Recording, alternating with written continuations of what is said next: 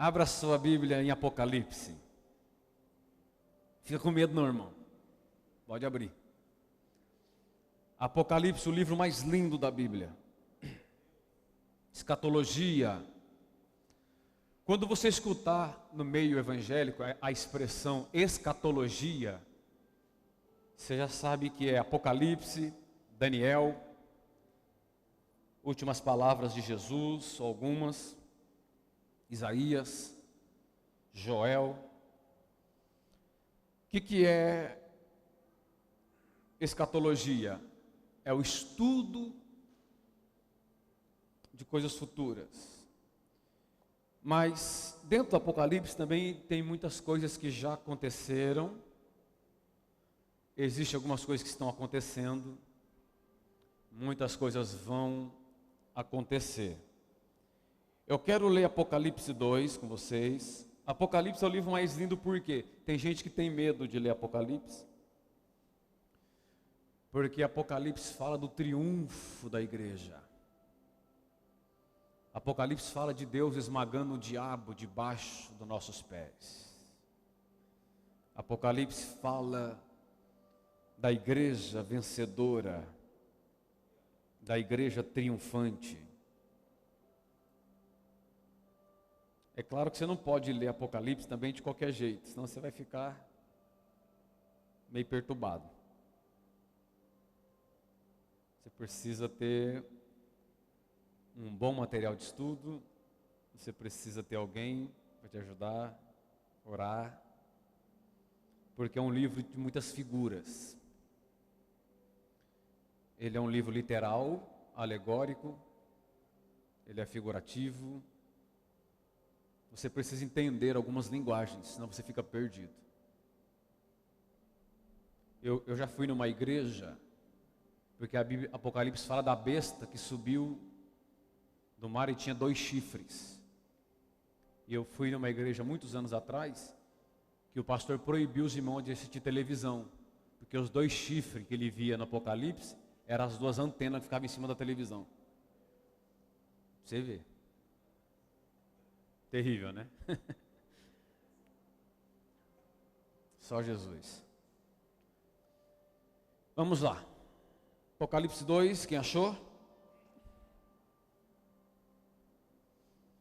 Nós vamos fazer um teste, ver se a gente capta o áudio dessa mensagem na mesa de som direto. Que aí nós vamos ter um podcast. Sem nem falar o nome do negócio. Podcast, é isso mesmo? Se der tudo certo, nós vamos colocar essa semana. Quero agradecer a Deus também que há mais de um mês não tem notícia de ninguém aqui desta igreja que contraiu Covid. Glória a Deus por isso. Continue se cuidando, que é importante. Vamos lá. Ao anjo da igreja de Éfeso escreve: estas coisas diz aquele que segura as 7 estrelas em sua mão direita, o que anda no meio dos 7 candeeiros, do candelabros ou candeeiros de ouro. Aleluia. Eu conheço as tuas obras e o teu trabalho, e a tua paciência, e contudo não pode suportar os que são maus, e tem provado os que dizem ser apóstolos e não são. E descobristes que são mentirosos, e tens suportados, e tens paciência, e por causa do meu nome trabalhaste, e não desfalecestes. Todavia eu tenho algo contra ti, porque deixaste o teu primeiro amor. Lembra-te, portanto, de onde tu caíste, e arrependa-te, e faz as primeiras obras.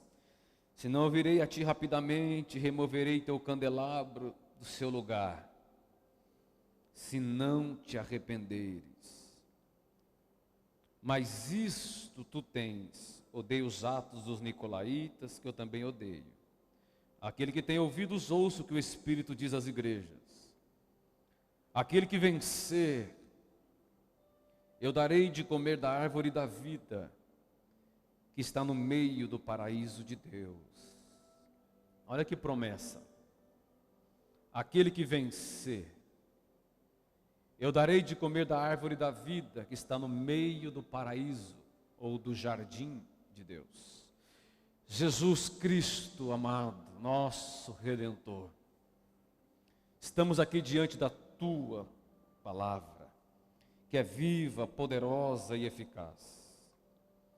Fala conosco, Senhor, ministra sobre nós, com poder e graça, em nome de Jesus. Quantos podem dizer amém, Jesus? Amados filhos de Deus, eu sou apaixonado por estudar as cartas, as 7 cartas do Apocalipse. Eu já dei um seminário aqui na igreja sobre as 7 cartas. Aqui não, quando a gente estava no outro prédio ainda, há um tempo atrás, eu ministrei 7 domingos. 7 domingos sobre as 7 cartas do Apocalipse. Foi algo muito maravilhoso, foi uma bênção. Só para você entender, a perseguição havia chegado no império. A história diz, a Bíblia até cita o nome desse personagem, um homem chamado Nero. Com 17 anos de idade, ele se tornou imperador de Roma. Quem foi Nero? Um lunático, um louco, doido. Nero, se ele desconfiava que alguém ia trair ele e mandava matar, ele fez isso com a sua própria mãe. Ele desconfiou que a mãe dele estava tramando contra ele e mandou matar a mãe dele. Ele matou quase toda a sua família, para que ninguém usurpasse e querer tomar o lugar dele. Depois que Nero assumiu, quando ele tem 27 anos de idade, 27 anos de idade, isso estou falando de 64 depois de Cristo. No ano 64 depois de Cristo, no dia 17 de julho, Nero armou um plano diabólico de colocar fogo em Roma. E então coloca-se fogo em Roma e diz a história que a cidade ficou do dia 17 ao dia 24 pegando fogo. Dos 14 bairros de Roma, 10 foram destruídos, viraram cinzas. 4 bairros de Roma, somente 4 não foram destruídos. E esses 4 bairros eram os bairros habitados pelos judeus e pelos cristãos, que já tinham se espalhado pela Ásia. Judeus ortodoxos e cristãos que criam agora, judeus que acreditavam e cristãos em Jesus Cristo. Bom, Nero precisa achar um culpado. Então coloca-se a culpa nos cristãos, que foram eles que colocaram fogo em Roma. Diz a história, por John Fox e por Eusébio de Cesareia, que faltou madeira em Roma. Faltou madeira em Roma para crucificar crente, cristão. Faltou madeira. Diz a história que toda noite Nero iluminava todo o jardim da sua casa com o crente pegando fogo. Você vai assistir algum filme com isso? As ruas de Roma eram iluminadas com os cristãos pegando fogo. Nero matou mais de 500 mil pessoas em todo o império, não só em Roma. Depois de Nero, no ano 68 anos de Nero, ele é deposto pelo Senado de Roma. Então vai assumir um homem chamado Tito. Ele invade Jerusalém, destrói a cidade de Jerusalém. E em 70 depois de Cristo assume um imperador chamado Vespasiano. Quem já assistiu o filme O Gladiador? Vespasiano é o imperador que vai inaugurar o Coliseu. Ele projeta, junto com seus arquitetos, e ele cria Só para você ter uma ideia, para comemorar a inauguração do Coliseu, foram 100 dias de festas. 100 dias de festas que mataram mais de 10 mil cristãos. Mais de 10 mil. Mães eram levadas com seus filhos nas arenas. E era soltos leões. Famílias inteiras. Diz a história que quando colocava os cristãos na arena, e o porta-voz do império dizia: se vocês negarem a Jesus, libertamos vocês. Caso contrário, vocês vão ter que lutar com as bestas feras. E diz a história que os cristãos levantavam as mãos e começavam a cantar. A cantar. Morreu mais de 10 mil cristãos, mas diz a história que se converteu quase 1 milhão. Sabe por quê?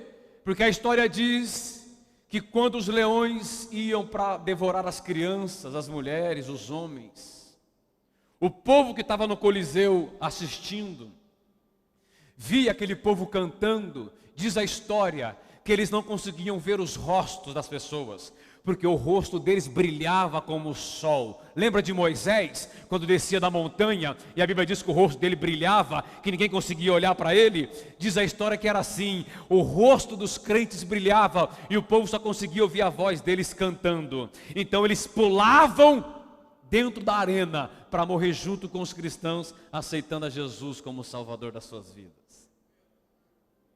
É um período muito difícil. No ano 81 depois de Cristo, assumiu o governo Domiciliano.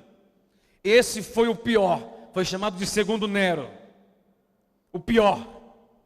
Esse homem aqui, ele executou o maior nível de tortura que você pode ter ideia.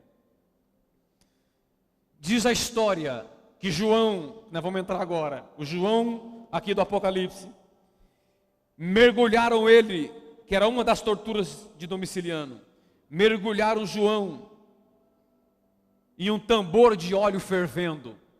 Quem aqui já queimou a mão com gordura, fritando ou fazendo alguma coisa? Mergulharam João num tambor de óleo fervendo. Sabe o que João disse? Aumenta o fogo, porque está muito gelado esse óleo. Quando tiraram João de dentro do tambor, a pele dele estava intacta. Então Domiciliano envia João para a ilha de Patmos, aonde João vai ficar mais ou menos 2 anos na ilha de Patmos, e aonde João vai ter a revelação do Apocalipse. É onde ele vai escrever todo o Apocalipse. E João, dos discípulos de Jesus, foi o único que morreu de velhice. Não foi um mártir, não teve uma morte bárbara como os demais. Bom, o que é Patmos? Era uma ilha penal, onde os bandidos, os condenados iam para lá, para trabalhar nas minas, quebrar pedra e tudo mais. E ali ele tem a revelação do Apocalipse. E esse cenário que eu estou falando vai seguir até quando vem Constantino e tem uma visão e vai unificar, que aí é onde vai surgir, então a Igreja Católica Apostólica Romana. O cenário então é de guerra contra os cristãos. Há uns textos da Bíblia que alguns homens dizem: nós respirávamos o ar da morte. Ser cristão era colocar a cabeça na guilhotina. Falar eu sou cristão, hoje é evangélico, gospel. Falar isso naquela época era dizer eu quero ser queimado na fogueira. Falar isso naquela época, as mães grávidas, sabe o que Domiciliano fazia? Pegava as mães grávidas cristãs, leia o livro de John Fox para você ver. Rasgava a barriga das mães, catava gato vivo, colocava dentro da barriga com o bebê e costurava a barriga da mãe de novo. Até morrer a mãe e o bebê. Assim era ser cristão naquela época. E esses homens que deram sua vida é a razão uma das razões, melhor dizendo, de estarmos aqui hoje. Se você está aqui, eu estou aqui, não é por causa de um famosinho, um cantor gospel, um pregador, um estrela gospel. Se eu e vocês estamos aqui hoje, é porque muita gente derramou sangue para chegarmos aqui. Amém? E o texto diz para João: escreve a igreja de Éfeso. São 7 igrejas, e eu quero falar dessa igreja aqui. Eu tenho algo no meu coração para tratar com vocês. O que é Éfeso, para você entender? Éfeso era era a capital comercial do Império Romano, na Ásia Menor. Aproximadamente 250 mil habitantes, uma cidade portuária, era o maior comércio da época. Em Éfeso estava o famoso templo de Ártemis. Para os gregos, para os romanos, o templo de Diana, as 7 maravilhas do mundo. Já ouviram falar nisso, né? Um das 7 maravilhas do mundo ficava em Éfeso, o templo de Diana. Diana, a deusa, ou Ártemis, a deusa da fertilidade e tudo mais. Éfeso era uma potência. E o evangelho chega ali. O apóstolo Paulo funda a igreja na casa de Áquila e Priscila, numa reunião, numa casa, uma célula, né, na nossa linguagem. Paulo fica aproximadamente 2 anos, estabelece a igreja começa a crescer, se expandir, e é a igreja, uma das igrejas mais fortes da Ásia. Depois de Paulo, quem vai pastorear essa igreja é Timóteo. Com 19 anos, Timóteo é o pastor da maior igreja que tinha no mundo. E depois João sai da ilha de Patmos e vai ficar junto com Timóteo. E João vai morrer em Éfeso, pastoreando a igreja junto com Timóteo. Vamos lá, uma igreja que tem muitos a nos ensinar. Era uma igreja que servia e trabalhava com muito zelo. O texto diz: estas coisas diz aquele que tem as 7 estrelas em suas mãos, que anda no meio dos candeeiros. Está falando de Cristo, está falando de domínio e de governo.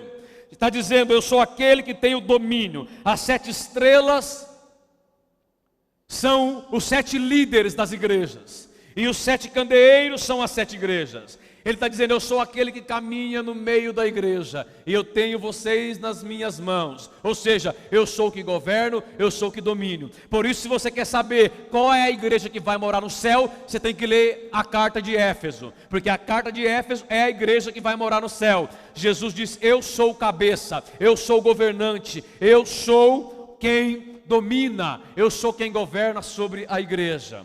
Queridos, a igreja de Éfeso, Jesus começa dizendo: eu conheço as tuas obras, o teu trabalho.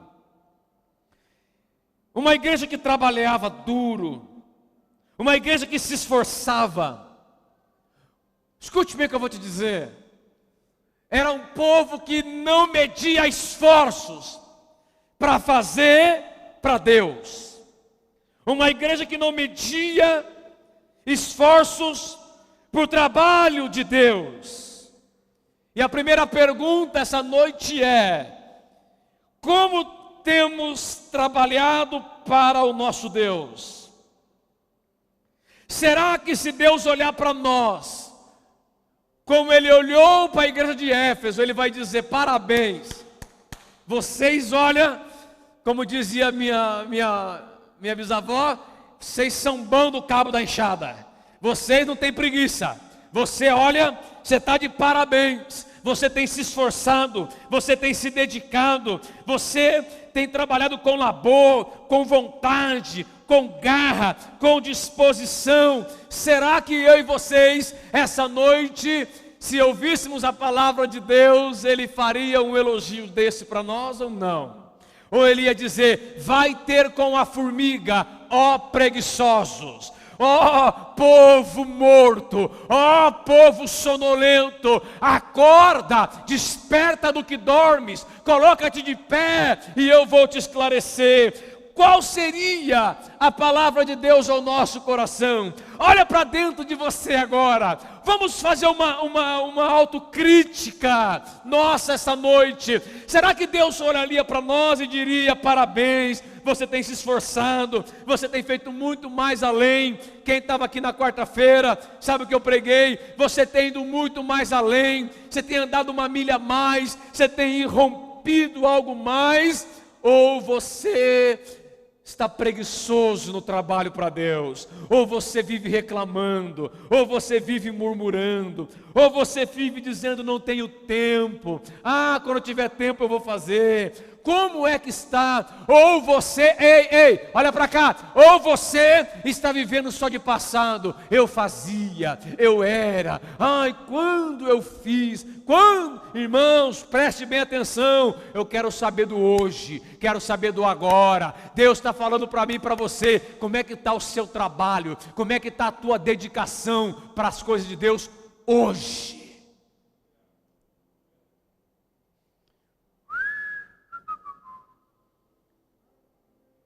Diga para o teu irmão: engole seco, mas engole, irmão. Diga: o chicote vai estralar aqui. Isso é um elogio. Será que eu e você temos esse elogio de Deus? Se não temos, precisamos rever a nossa posição de servos de Deus. Segundo lugar, diz: vocês são perseverantes. Perseverantes significa resistência em meio às tribulações. Olha aqui para mim, irmãos. Não desistiam diante das adversidades. Não era um povo que dizia: vamos abandonar, vamos esquecer, vamos desistir, está difícil, servindo a Deus, temos que nos reunir escondido, nós não podemos falar da nossa fé. É gente morrendo, é gente sendo perseguido, é gente sendo torturado, é o bebê que acabou de nascer e foi levado da mãe para ser torturado, para ser entregue a sacrifício a demônios. Nós estamos fazendo o quê? Vamos abandonar isso. Eu não quero morrer comido por um leão, eu nasci para ser feliz, eu quero desfrutar a vida. Deixa esse negócio de Jesus para lá, não vale a pena. Esse povo não era assim. Esse povo, mesmo em meio a todas as adversidades, mesmo em meio à perseguição do império, mesmo respirando o ar da morte, eles não desistiam. A Bíblia diz: se vocês são perseverantes, vocês não têm desanimado, vocês têm perseverado. E a repreensão de Deus aqui agora para mim e para você é: como é que está a nossa posição diante do caos, diante da luta, diante do Covid, diante do que estão falando aí fora? Como é que estamos diante do problema no casamento, do problema na empresa, do problema de saúde? Nós vamos recuar, vamos jogar a toalha branca, vamos desistir, vamos nos tornar verdadeiros covardes? Ou nós vamos levantar a cabeça e dizer: independente do que venha, independente do que vai acontecer, independente de onde eu vou chegar, nada vai me tirar da presença do meu Deus? Vira para o teu vizinho e diga para ele: como é que você está? Perseverança. Eram pessoas que perseveravam em meio às tribulações. E tem uma geração de crente que diz que é crente, teme as dúvidas. Qualquer lutinha: ai, Deus não me ama, ai, Deus não me quer, ai, Deus desistiu de mim. Aonde está Deus? Deus sempre esteve e Ele está no mesmo lugar, assentado no trono, dizendo para você: você precisa acreditar mais, você precisa crer mais, você precisa romper, você precisa parar de ficar reclamando, levantar a cabeça e avançar até o que Deus tem prometido para você. Diga para o teu vizinho: no reino de Deus não tem lugar para covarde. É um tal de: ai, não dá certo, vou desistir. Irmão, imagina se eu e você vivêssemos nessa época aqui, ó. Não, fala sério. Imagina se eu e você vivêssemos nessa época. Você tem casa para morar? Nessa época você não ia ter, porque era confiscado. Você era considerado lixo do rato.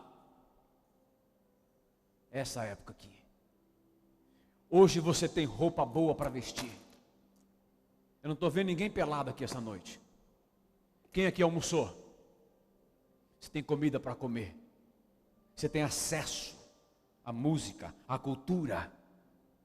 Você quer dar uma volta livre, falar de Jesus, enfim, você é livre. Agora você imagina esta época. Ou nós viramos cristãos de verdade. Eu estou pregando isso, vocês estão achando que eu estou brincando. Ou a gente vira crente de verdade, ou eu e você não vamos suportar o que ainda está por vir neste mundo. Por isso que a Bíblia vai dizer em Apocalipse 7 vezes, ao que vencer. É aquele que vencer, vai herdar, vai receber, vai ter. Quem está aí, fala alguma coisa? Vamos lá, eu estou só na introdução. Perseverança. Você vai desistir por qualquer coisa? Desanima por qualquer coisa? Precisa rever. Terceiro ponto. Era uma igreja cuidadosa com a palavra. Não aceitava doutrinas falsas. A Bíblia diz que eles não suportavam os falsos mestres e pastores. Sabe por que tem muita gente frustrada com o Evangelho?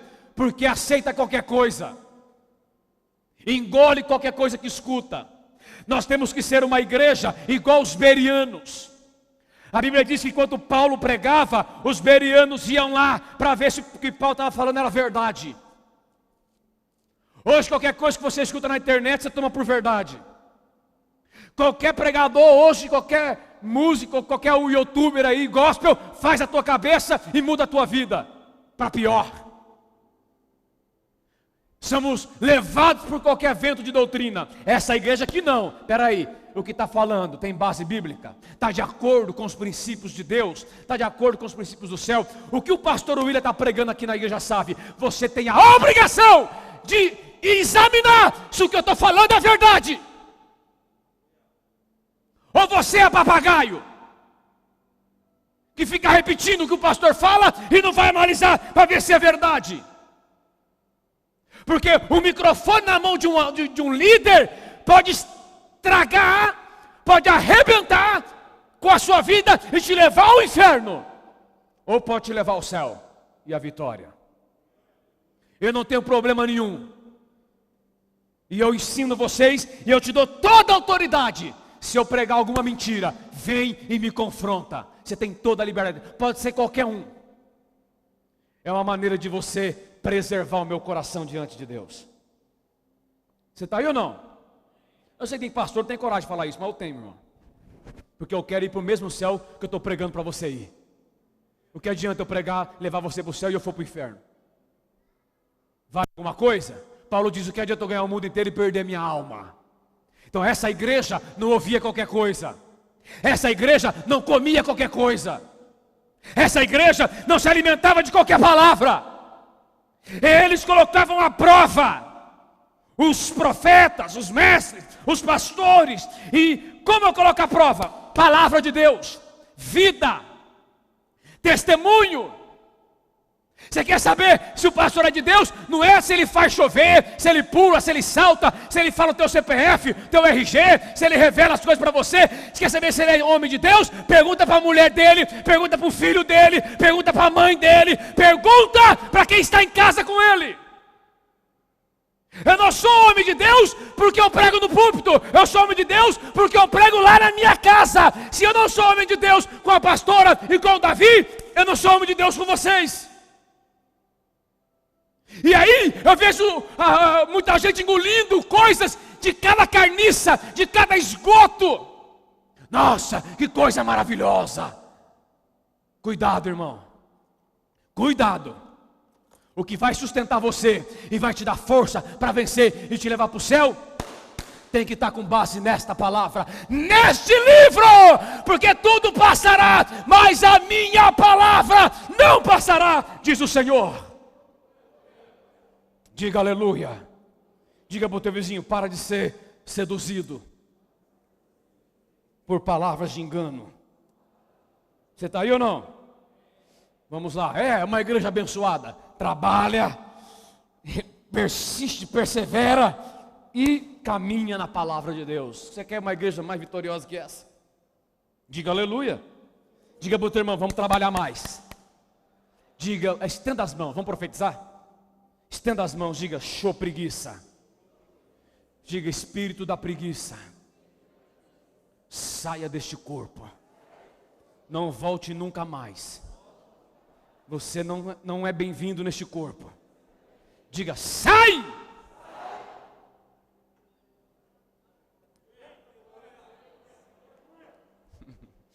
Vamos fazer mais, vamos avançar, vamos trabalhar para Jesus. Vamos perseverar. Agora, não desanima não, estenda as mãos de novo. Diga, desânimo. Falta de vontade. Diga, falta de coragem. Falta de fé. De garra. Sai desse corpo. Esse corpo não te pertence. Diga, nunca mais você vai entrar nesse corpo. Diga, sai! Porque nós vamos vencer em nome de Jesus Cristo. Não é no nome do pastor, não é no nome da placa da igreja. Nós vamos vencer no nome de Jesus Cristo. Uma igreja que cuida da palavra, em nome de Jesus. Agora tem uma acusação com esta igreja. Olha para mim, respira. Posso seguir? A acusação é: abandonou o primeiro amor. As qualidades já não eram motivadas pelo amor a Cristo. É um ponto que o que fazemos para Deus já não é tão importante, porque a motivação que nós fazemos não é o amor. Eu vou fazer para mostrar para o pastor que eu estou fazendo. Eu vou fazer para desencargo de consciência. Eu vou fazer para Jesus ficar de bem comigo.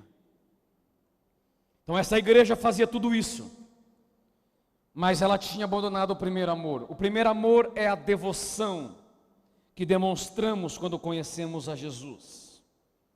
Não temos vergonha, diga, não temos vergonha de mostrar para todos quem amamos. O que é o primeiro amor? É a empolgação, é a desinibição. É possível fazermos tudo por Jesus e para Jesus sem realmente amá-lo. Olha aqui para mim. Primeiro amor, a devoção, a empolgação. Não tenho vergonha de falar quem eu sou, qual é a minha fé. Diga assim para o teu vizinho: se você tem vergonha da fé que você diz que você tem, na pessoa que você diz que você tem, diga para ele: vai chegar um dia que você vai ter que dar conta. Olha para mim, e a Bíblia diz que nesse dia, olha aqui papai, nesse dia com o livro aberto, Jesus vai olhar e vai dizer para você: você teve vergonha de mim. Não estou inventando, não está escrito aqui, irmãos. Porque você teve vergonha de mim, eu tenho vergonha de você, diante do meu Pai e diante de todos os anjos. Porque no dia do julgamento estará o Pai e todos os anjos diante do trono. Você tem vergonha? Perdeu a paixão, a devoção, o amor? Recuperando o primeiro amor. Como recuperar o primeiro amor? O texto diz, irmão, me dá só mais 10 minutos. O texto diz, olha aqui para mim, irmãos, isso aqui é muito sério. Você veio visitar aqui hoje e não esperava que você ouvisse isso. Deus sabe porque você veio aqui essa noite. Olha o que diz o texto. Lembra onde você caiu. Lembra. Diga hoje, vamos ativar nossas lembranças. Essa noite é uma noite espetacular. Deus vai sacudir toda a estrutura da tua vida. Lembra onde você caiu. Onde você começou a perder o primeiro amor. Continue lembrando. E cultive. E reestabeleça a comunhão íntima com Deus novamente. Como restaurar o primeiro amor? A empolgação, a paixão. Sabe aquele negócio? Tudo é Jesus. Que você não tem mais. Como? Lembrar de onde você começou a perder isso. Aonde foi? Foi quando começou aquela amizade que não poderia ter começado. Foi aquela noite com aquela pessoa que essa noite não poderia ter existido. Aonde foi? Aquela mentira que você teve que inventar para poder se livrar. Aquele relacionamento que você entrou, que você não podia ter entrado. Vocês estão aí? Aonde foi? Jesus falou. Lembra? Ah, não sei. Vira para o teu irmão e diga para ele: você é demente? Você tem problema de cabeça? Jesus disse: lembra. Você sabe. Eu sei. Aonde foi que eu comecei a esfriar? Todos nós sabemos. Foi uma decepção com uma igreja? Pode ser.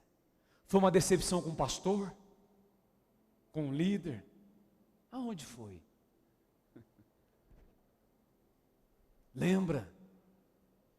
E volta. E começa a reestabelecer a comunhão novamente. Segundo ponto, arrependimento. Eu sinto meu espírito falar isso aqui. Ah, pastor, foi uma decepção com o pastor, com o líder, com uma igreja. Talvez você está aqui e você veio de outra igreja. Deixa eu dizer algo para você, eu sinto no meu coração de falar aqui agora. Está fora do sermão. Talvez você foi aí que as coisas começaram a... Estava indo tão bem. Deus vai restaurar a sua vida essa noite. Mas fizeram para mim. Então qual é o meu pecado nisso? Vou te falar qual é o teu pecado. Mesmo que um pastor, uma igreja, um líder fez alguma coisa contra você. Qual foi o seu pecado nisso tudo? Foi se tornar, se submeter, deixar tudo isso entrar na tua vida e se tornar uma pessoa que você não era. Consegue entender isso? Uma moça na ceia passada disse: pastor, eu não consegui tomar a ceia, porque eu estou com tanto ódio do meu pastor. Ela veio fazer uma visita aqui. Estou com tanto ódio. Saio da igreja dela, tá procurando igreja. Estou com tanta raiva que eu nem consegui tomar a ceia. Ela permitiu o que fizeram com ela, tornar ela uma pessoa que ela não era. Toda vez que você faz isso é pecado. Judas não traiu Jesus? Sim ou não? Jesus podia falar: não vale a pena. Todo o tempo que eu gastei com essa pessoa, agora ela me trai. Vou morrer por ela, ela me trai. Também vou trair, não vou morrer por ele. Ele poderia ter se tornado uma pessoa que ele não era, mas ele deu um beijo em Judas. Quem está aí? Olha essa visão. Estou abrindo um parênteses aqui, porque o Espírito Santo está falando no meu coração que algumas pessoas precisam ser curadas aqui essa noite. E não é uma só não, viu? É plural. Algumas pessoas precisam ouvir isso. Então você está aqui machucado, triste. Lembra do que fizeram com você? Se arrepende. Do quê? De ter deixado. Pastor, mas a gente é humano, eu sei, irmão. Por isso que nós temos a graça de se arrepender. Se fosse um anjo, não tinha mais jeito. Se arrepende de ter deixado essa dor, essa mágoa, essa tristeza entrar no teu coração. Que você não percebe, mas isso impede você tanto de seguir, de caminhar e de romper na tua vida com Deus. Muitas coisas não estão dando certo às vezes na tua vida porque você ainda está carregando isso daí. E Jesus quer curar você essa noite. O que é arrependimento? É mudar de ideia, uma nova mentalidade. Confessar os pecados diariamente diante de Deus. Jesus disse: arrependa-te e volta a praticar o que se praticava no início. É uma restauração inicial, perdida pelo pecado, pelas ofensas, pelos traumas, ou pela nossa própria negligência. Você está correndo um risco, olha aqui para mim, irmãos. Você está correndo um risco de perder a graça de Deus em sua vida, simplesmente por se tornar uma pessoa miserável em seus pensamentos. Outra coisa que às vezes achamos que nós somos tão bons, tão corretos, o suficiente, a ponto de não nos humilharmos diante de Deus e pedir a sua misericórdia. Quantas pessoas aqui faziam tanta coisa para Deus?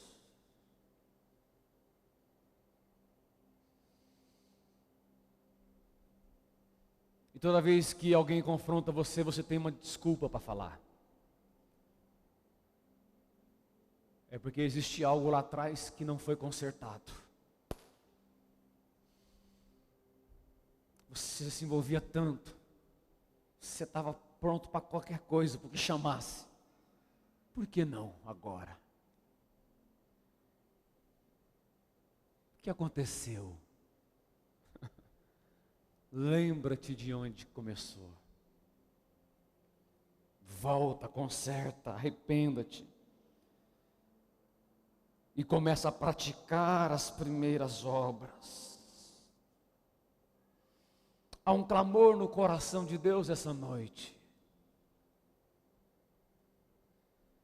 que é o clamor do arrependimento da nossa alma. Está difícil para mim pregar isso aqui, irmãos. Vocês estão vendo que eu estou segurando, estou rodeando, porque por dentro estou pedindo para Deus que eu quero parar. Deus manda dizer para você que Ele não vai desistir de você. Ele não vai desistir de você.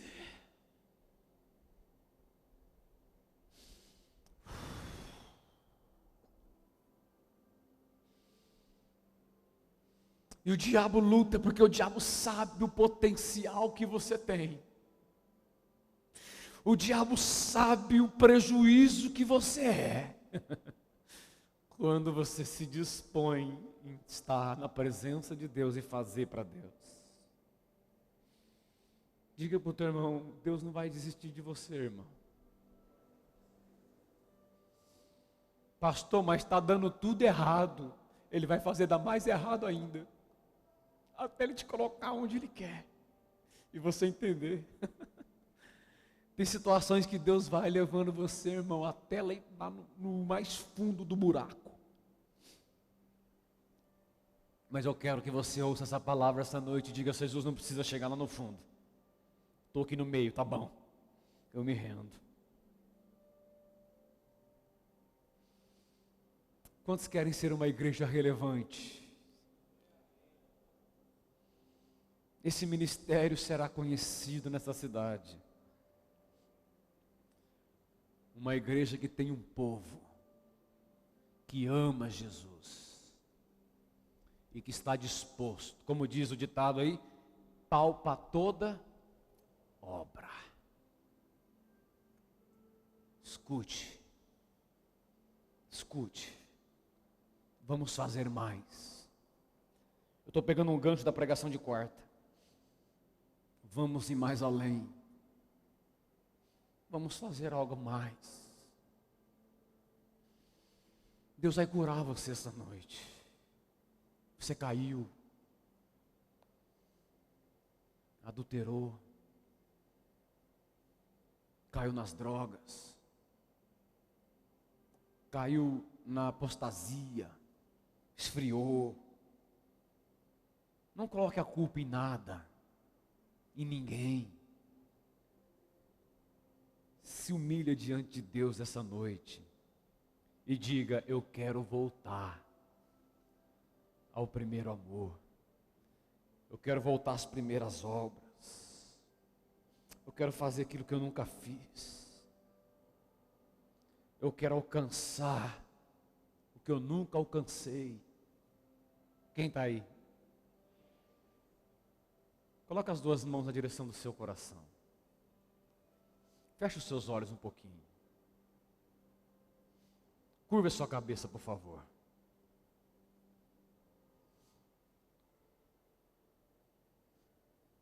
Curva a sua cabeça.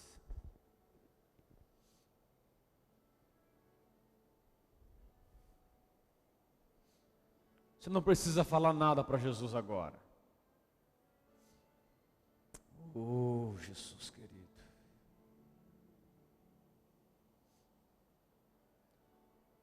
Ative a tua lembrança.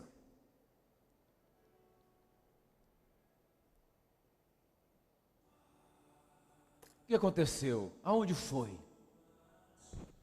Por quê? Você está disposto a dizer para Deus essa noite: eu quero voltar ao primeiro amor. Eu quero viver esse amor, este fogo, essa paixão, esse entusiasmo. Você sabe aonde foi que você começou a se esfriar. Peça perdão, você tem um chamado tão lindo. Deus tem coisas tão lindas para fazer na tua vida. Não vale a pena desperdiçar. Peça perdão. Peça misericórdia. Peça misericórdia. Diga: Jesus, eu me arrependo. Pastor, mas eu já me arrependi 1000 vezes e se arrepende de novo, irmão. Arrependimento tem que ser diário, contínuo. Vai chegar a hora que você vai romper. Oh, Jesus, aqui estamos essa noite, prostrados diante da tua presença. Vem sobre nós. Vem sobre nós agora. Vem sobre a tua igreja. Vem sobre o teu povo. Vem sobre esta casa. Cumpra em nós o teu querer, Jesus. Tem misericórdia das nossas vidas. Nós somos tão falhos. Cura o nosso coração. Cura toda mágoa, toda tristeza que ainda está lá dentro, que nos incomoda, que nos atrapalha. Nos dá força para vencer isso. Nos dá força para vencer isso, ó Deus. Xaramandarabashurikandarabas. Uraman, churabasu, imicalabasu. Uraman, churibicamabasu, imicandarabashi. Oh Deus poderoso, a igreja é sua, o povo é seu, nós somos teus, Jesus. Eu não sou nada, eu não sou ninguém. Liberta a gente de nós mesmos. Oh, aleluia. Uma outra música. Coloque-se de pé em nome de Jesus. Eu tinha umas coisas para falar aqui, mas eu sinto no meu coração que Deus quer fazer algo em nós. Ainda com seus olhos fechados, levanta suas mãos para os céus. Levanta suas mãos para os céus. Oh, aleluias. Você crê que Jesus está aqui? O mesmo Jesus que fortaleceu a igreja para enfrentar os leões, para enfrentar o império, para enfrentar a morte naquela época, Ele vai te fortalecer aqui essa noite, Ele vai te fortalecer aqui agora, para que você vença, para que você rompa, para que você viva a vida que Ele quer que você viva, para que você viva no propósito dEle, para que você viva no tempo dEle, para que você viva a vida que Ele preparou para você. Se você crê, com a sua mão levantada por alguns segundos, abra a sua boca e comece a glorificar a Deus. Abra a sua boca e comece a exaltar ao Senhor. Se você é batizado com o Espírito Santo, comece a orar em línguas. Se você é batizado, comece a glorificar em línguas. Se você não é, comece a glorificar, que você vai ser tocado agora. Agora! Agora! Oh, aleluia! Abre a tua boca e vai glorificar.